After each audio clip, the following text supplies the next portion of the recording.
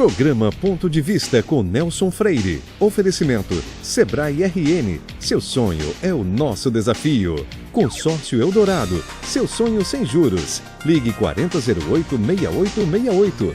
Chácara Bonfim Condomínio Clube. A vida em um novo sentido. Clínica Pedro Cavalcante. A clínica mais lembrada de Natal.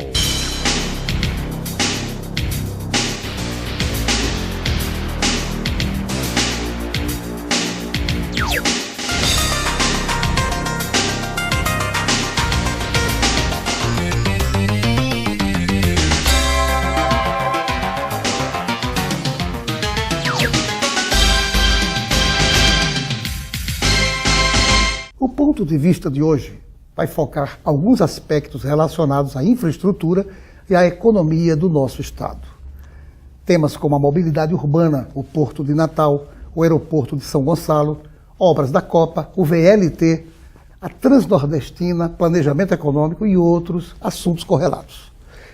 Para abordar esses temas, recebemos com muita satisfação o engenheiro Fabiano Veras, consultor de empresas, ex-diretor-geral do DR nos governos Aloysio Alves e Monsenhor Valfredo Gugel. Vamos ouvir o que ele pensa sobre todos esses assuntos, bem como o que ele acha das diferenças daquela época para a época atual. Será que estamos no caminho certo? Meu caro engenheiro Fabiano Veras, antes de qualquer coisa, quero lhe agradecer por você ter aceitado o convite de participar conosco dessa entrevista, que eu tenho certeza que o nosso telespectador vai achar imensamente interessante, pelos temas que vamos tratar aqui. Então, inicialmente, eu quero renovar os agradecimentos e dizer a você que é uma satisfação entrevistá-lo hoje em nosso programa. Nelson, eu que tenho que agradecer a você. Você está me dando uma oportunidade de eu comunicar ao Estado do Rio Grande do Norte o que é que foi feito e o que precisa ser feito em termos de infraestrutura para desenvolver a economia do nosso Estado. Então, eu agradeço essa oportunidade que você está me dando, e ainda devido à grande penetração que o seu programa tem junto às entidades produtoras do Estado. Muito obrigado, Fabiano. Quando e como foi ser diretor-geral do DER? Bom, eu era diretor adjunto do DR, e o meu diretor era Antamar Ferreira de Souza, um mestre em matéria de administração pública e engenharia. Eu já era seu diretor adjunto, e então ele pediu para se retirar do DR, e o governador Aloysio Alves então me convidou para ocupar o lugar dele. Foi dessa maneira, e foi nessa transição que surgiu o programa Aliança para o Progresso, que permitiu com que o DR se modernizasse, né? Passasse a ser outro DR. Isso não vai levar críticas aos nossos antecessores, mas é uma questão de avaliação daquele tempo e como o tempo estava mudando, né? Que isso influi muito na gestão pública. O DR, naquela época, também fazia as funções de Secretaria de Estado. Seria DR e Secretaria de Obras no Rio Grande do Norte. É, porque não existia Secretaria de Transportes, entendeu? Então o DR era nível de secretário. Quais as diferenças do DR naquela época para hoje em dia? Como é que funciona o DR hoje em relação ao que ele fazia naquela época que você foi diretor-geral? Olha, o que muda muito na administração pública é a qualidade da gestão e a formação da equipe que você vai trabalhar com ela. Então, nós tivemos a oportunidade naquele tempo de formar uma excelente equipe administrativa e técnica e ter apoio total do governo do Estado. Então, eu tenho observado que de lá para cá existem algumas distorções exatamente dessa conjunção de administração com realizações de obras públicas e o resultado de uma boa gestão. Você é contemporâneo de Geraldo Melo, que cuidava de uma equipe de planejamento naquela época do governo do Aloysio Alves. É verdade essa informação? É verdade, sim. Quando eu me formei, eu fui convidado pelo governador para fazer parte da equipe que Geraldo Melo estava montando, porque naquela época não existia Secretaria de Planejamento.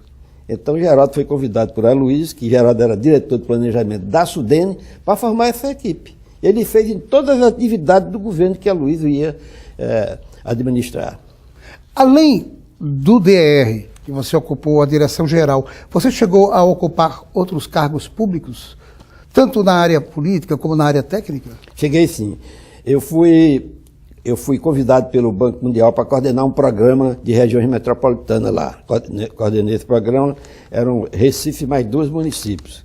E também nessa mesma época eu fui designado como membro do Conselho Consultivo e Administrativo da região metropolitana de Recife e exerci também a presidência da empresa de urbanização de Jaboatão como seu diretor-presidente durante 2 anos.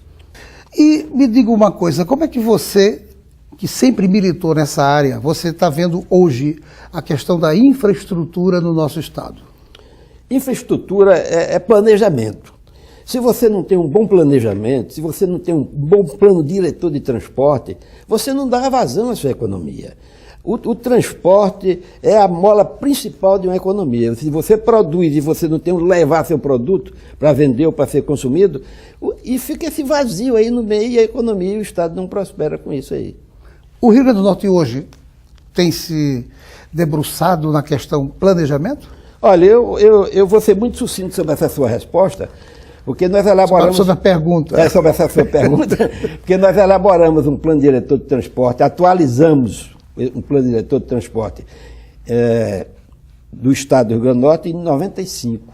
De lá para cá, não se mexeu mais nisso. Então, eu não sei hoje como é que está essa integração dos modais rodoviário, ferroviário, aeroviário, aquaviário, dutoviário, entendeu? Alguma pessoa pode até estranhar transporte dutoviário. É um transporte, você transporta água, você transporta gás, você transporta petróleo. É uma forma de transporte também. Então, eu não sei como é que está, porque eu não ouvi falar nada a respeito desse plano de lá para cá. Haveria como resgatar esse trabalho anterior e se buscar alternativas agora, em pleno século XXI? Ah, sim. Desde que o futuro governo forma uma equipe técnica com conhecimentos dessa área, porque se não montar uma equipe com conhecimento dessa área, vai continuar do jeito que está aí. Ô Fabiano, a questão da mobilidade urbana, como é que você pensa isso? O que é que você está pensando sobre a mobilidade urbana em Natal e no estado do Rio Grande do Norte? A gente não pode fazer um julgamento da mobilidade urbana focada só nesse não, mobilidade urbana. A gente tem que retroagir um pouco para sentir que as cidades elas foram projetadas para atender a demanda de veículos. Esqueceu-se muito do habitante. Parques para as pessoas desfrutarem, avenidas mais amplas. Aqui em Natal nós tivemos uma sorte, porque o urbanista engenheiro Amaro Grede, ele veio da Sorbonne para cá, convidado do governador Ivanhoe Lamartine, e montou o primeiro plano diretor da cidade de Natal. Imagine você que naquela época, em 1932, as avenidas paralelas ao mar, da Rio Branco até a Hermes da Fonseca, chegariam na virada do século em Paramirim. Somente uma chegou lá, que foi a Hermes da Fonseca, que foi levada pelos americanos durante a Segunda Guerra Mundial. Até hoje está se lutando para chegar com a Prudente de Moraes, desde 1988. E por que é que a Prudente de Moraes até hoje não conseguiu chegar? Incompetência dos administradores públicos. Porque o prolongamento da Prudente de Moraes, que é a Avenida Amaro Grede, ela fez parte de um convênio assinado com o governo federal em 1988, que tinham 3 obras. Prolongamento da Prudente de Moraes, duplicação da ponte de Igapó e prolongamento da BR-101 até Touros, entendeu? Então, no governo de Geraldo Melo, que foi quem assinou esse convênio, ele fez a duplicação da ponte de Igapó e iniciou a estrada Natal-Touros, que Garibaldi concluiu. E a Prudente de Moraes ficou esquecida. Uma pena muito grande. É uma Inclusive, pena muito vai fazer grande. muita falta agora. Faz. Porque daqui a pouco vamos ter uma Copa do Mundo. Vai ser muito veja bem o seguinte, quando foi prejudicial. duplicada a ponte do Rio Potengi, a ponte de Igapó, entendeu? Foi projetada uma avenida do contorno que exatamente é para desafogar o trânsito que vinha da BR-406, de Ceará-Mirim, da zona da mata, que atravessava Natal. Então, era para atender exatamente essa passagem desse veículo, que era um contorno que ia diminuir o trânsito nessas avenidas mais urbanas, né? Perfeito, perfeito. Não saia daí, nós voltamos em instantes para o nosso segundo bloco.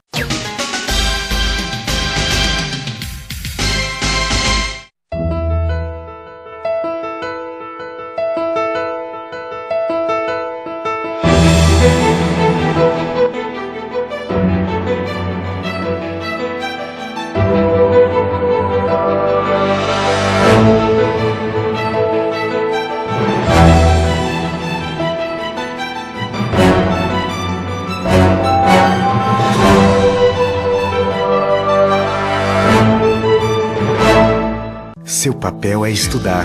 O nosso é tornar possível seus estudos. Seu papel é dirigir com responsabilidade. O nosso é tornar possível o seu carro. Seu papel é decidir viver junto para sempre. O nosso é tornar possível o futuro de vocês dois. Seu papel é amar seus filhos. O nosso é tornar possível o lar da sua família. Consórcio Eldorado. Há 30 anos, o nosso papel é tornar possível. Um lugar como esse é perfeito. O que querer mais da vida? Charme, infraestrutura, localização, conforto e os amigos na vizinhança.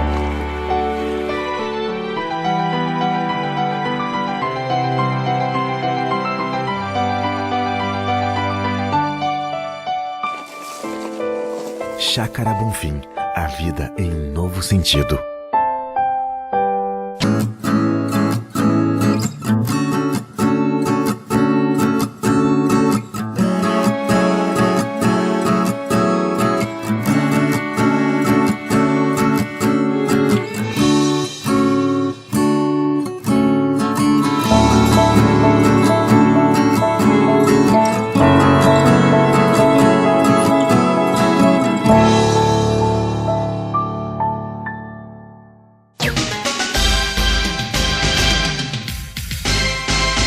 Após mais de um ano de obras, o edifício sede da Federação do Comércio de Bens, Serviços e Turismo do Rio Grande do Norte foi inaugurado esta semana.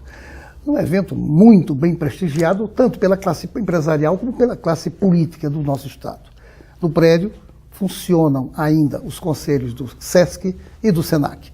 Parabéns ao seu presidente, Marcelo Queiroz. E voltamos à nossa entrevista com o engenheiro Fabiano Veras. Fabiano, voltando ainda ao assunto que concluímos no primeiro bloco, é sobre as questões viárias de Natal. Essa questão do trânsito que está louco, das poucas ruas que tem para a quantidade imensa de automóveis. Como é que você vê essa saída e a que se deve esse problema? Esse problema não pode ser analisado assim, um foco agora. Isso vem se tratando desde há muito tempo. Por quê? O que é que acontece? As avenidas, elas são estanques, elas não podem ser ampliadas. Mas a frota de veículos aumenta diariamente. Então isso causa transtorno no trânsito e prejudica muito a vida das pessoas que moram na cidade. Porque houve aí uma inversão de valores. Mas na frente, quando você focar sobre o problema de transporte de massa, então nós vamos continuar com essa resposta aí. Exatamente, e a pergunta é exatamente essa. O VLT, por exemplo, o que é que você pensa sobre isso? É uma solução?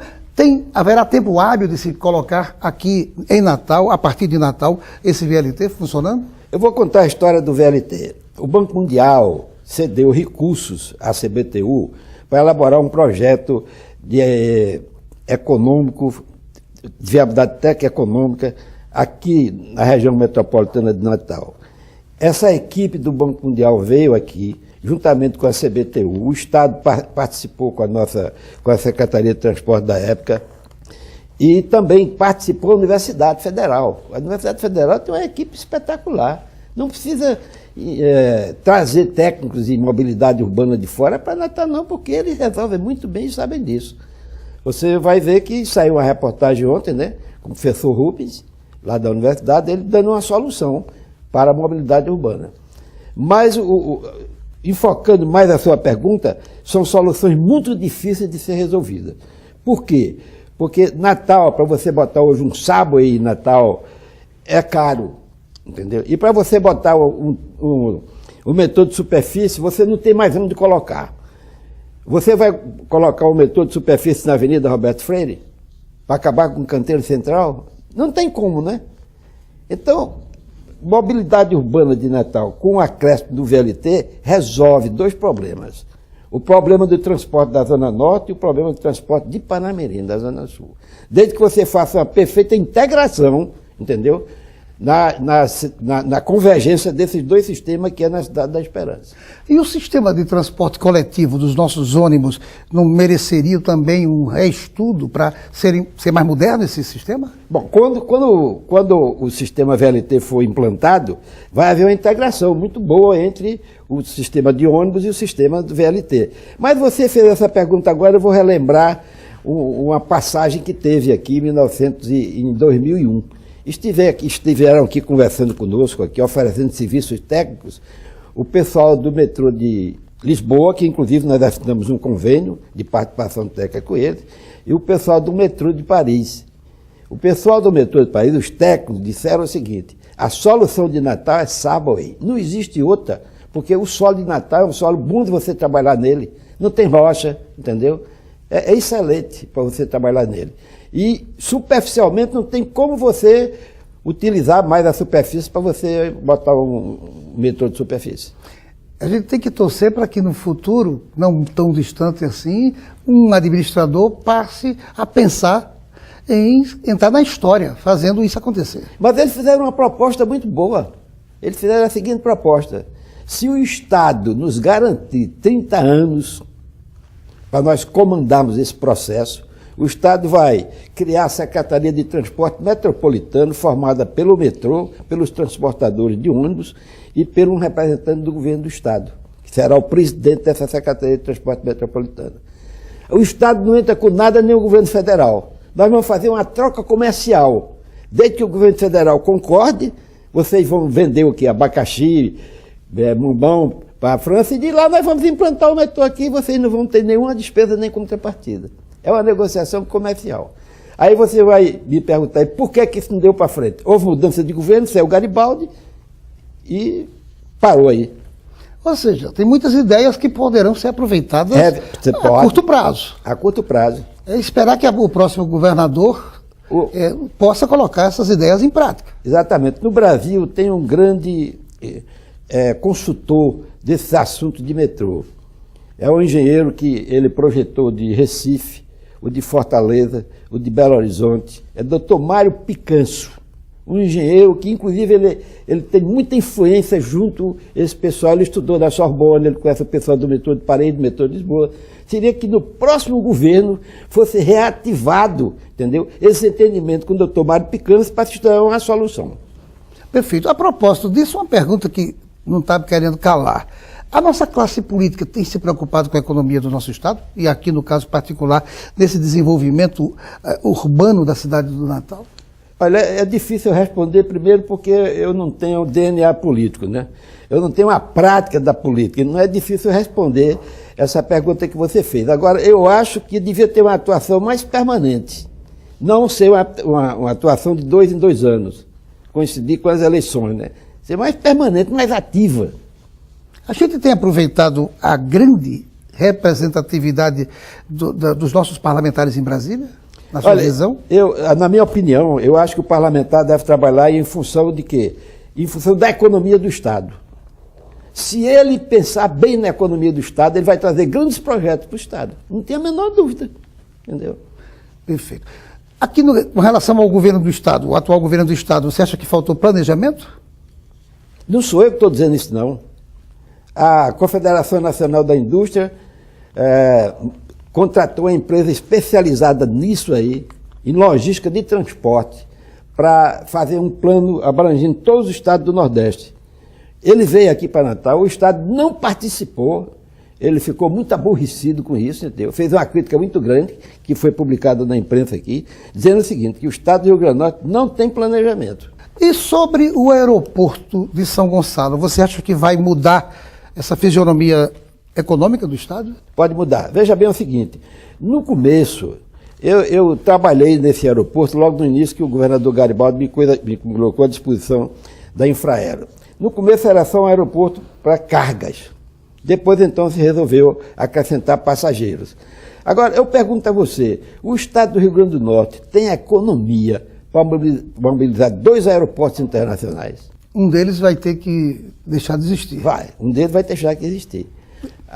Agora tem que se dar os acessos a esse novo aeroporto compatível com o movimento que ele vai ter, né? Certamente. Não saia daí, nós voltamos em instantes para o nosso terceiro bloco.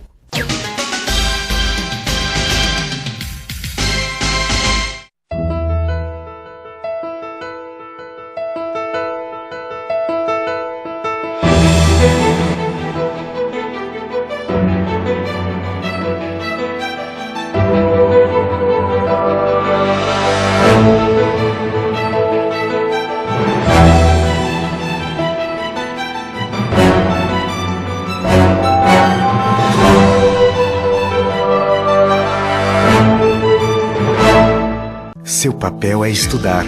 O nosso é tornar possível seus estudos. Seu papel é dirigir com responsabilidade. O nosso é tornar possível o seu carro. Seu papel é decidir viver junto para sempre. O nosso é tornar possível o futuro de vocês dois. Seu papel é amar seus filhos. O nosso é tornar possível o lar da sua família.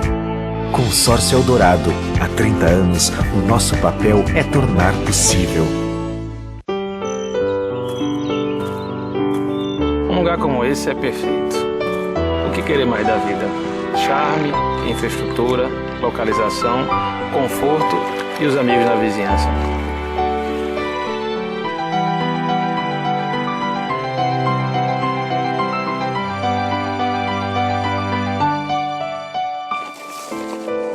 Chácara Bonfim, a vida em um novo sentido. Água mineral não é tudo igual, você sabia? Água mineral de verdade tem leveza, sabor e, acima de tudo, qualidade. Isso só é possível quando a empresa tem uma fonte livre de contaminação e certificados de qualidade como o ISO 9001. Agora que você já sabe disso tudo, não se confunda na hora de matar sua sede. Água mineral de verdade é cristalina, a água mineral do consumidor exigente. cristalina.com.br.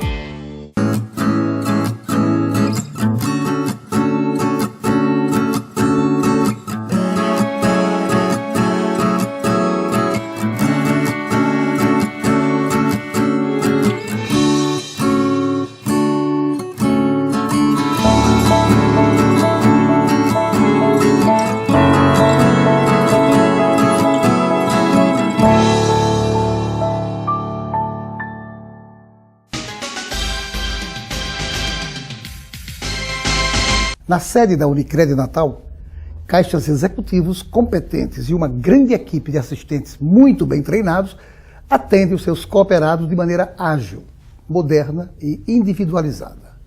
Tudo isso para que eles ganhem tempo em suas transações e resolvam a sua vida financeira com tranquilidade. Por isso, a consultoria Unicred é uma das razões que explicam a grande aprovação da cooperativa. Voltamos à nossa entrevista com o engenheiro Fabiano Veras. Fabiano, o que é que você diz para a gente sobre o Porto de Natal?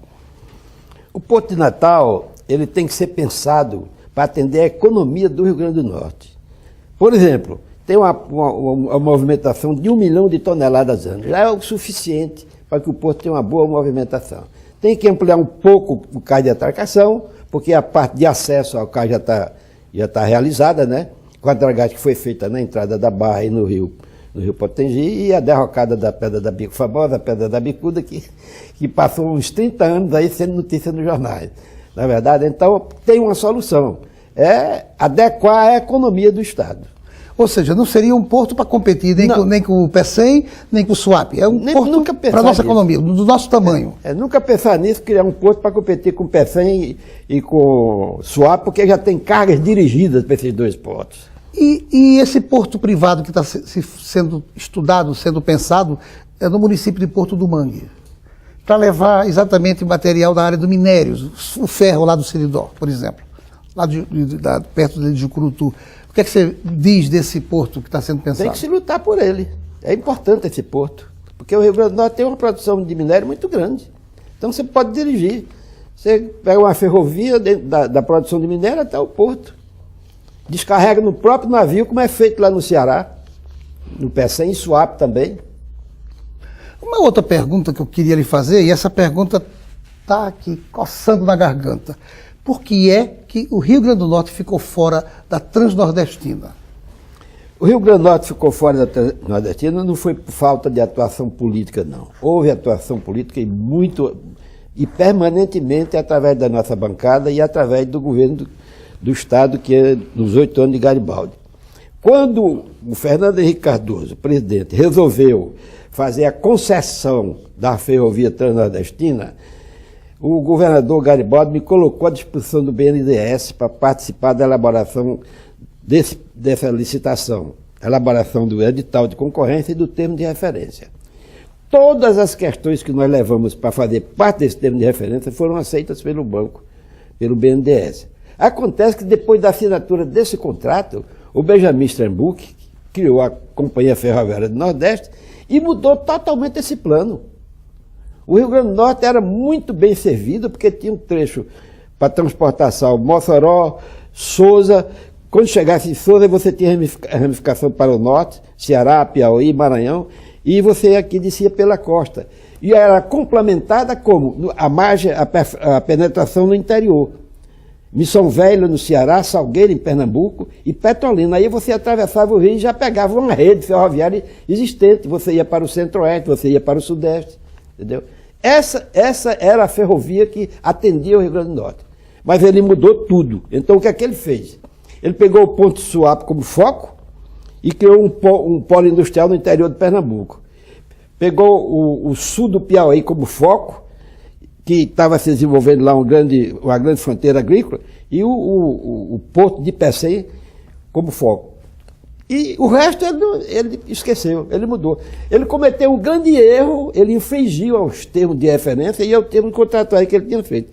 É tanto que a atual presidente, quando era chefe da Casa Civil, ela deu um parecer contrário a essa concessão e pediu para que fossem revistos os itens e procedesse o termo de rescisão contratual.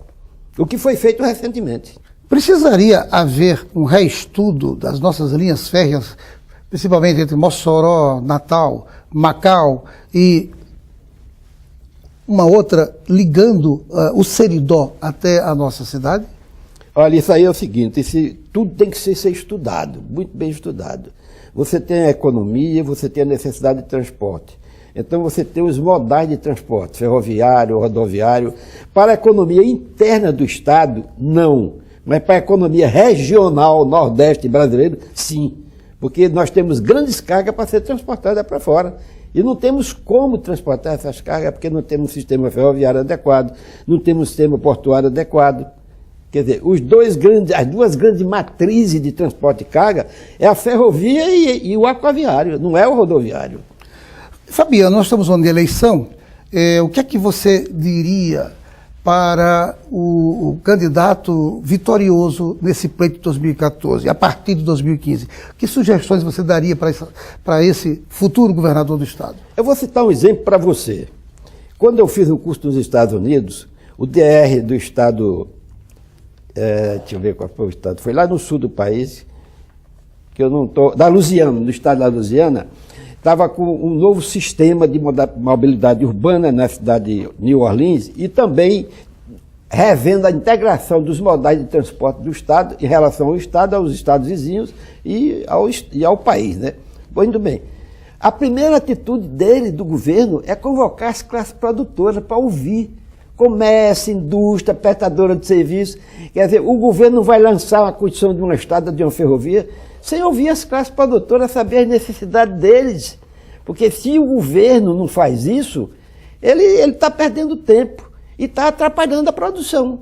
Então, o que eu indicaria para o próximo governador era convocar comércio, indústria, prestador de serviço, entendeu? Para ouvir esse pessoal, daí ele formaria o governo com secretários de conhecimentos específicos. A partir daí, fazendo isso, voltaríamos a estar no caminho certo? Voltaríamos. Seria outro Rio Grande do Norte. Que beleza. Vamos torcer para que isso aconteça. Vamos torcer para que isso aconteça. Fabiano, eu quero agradecer a você mais uma vez. Eu lamento, tinha outras perguntas para fazer aqui. É sempre muito bom conversar com você. O nosso telespectador certamente está admirado com essa nossa entrevista, mas o tempo realmente acabou. Mas eu só posso terminar o programa depois de lhe presentear com essa cestinha de castanhas de caju da Casa do Nordeste, do meu amigo João das Castanhas. Muito obrigado. Para você degustar durante a semana. E vou degustar mesmo. E dizer também que durante todo o nosso programa, nós bebemos aqui água mineral cristalina com gás, que em momentos especiais temos que ter sempre água mineral cristalina. Eu uso a cristalina do nosso amigo Barbosa. Exatamente. Djalma Barbosa. Djalma e Djalminha. E a você, meu amigo, minha amiga, telespectador, obrigado pela sua audiência e até o próximo Ponto de Vista com outro assunto do seu interesse. Programa Ponto de Vista com Nelson Freire. Oferecimento Sebrae RN. Seu sonho é o nosso desafio. Consórcio Eldorado. Seu sonho sem juros. Ligue 4008-6868. Chácara Bonfim Condomínio Clube, a vida em um novo sentido. Clínica Pedro Cavalcante, a clínica mais lembrada de Natal.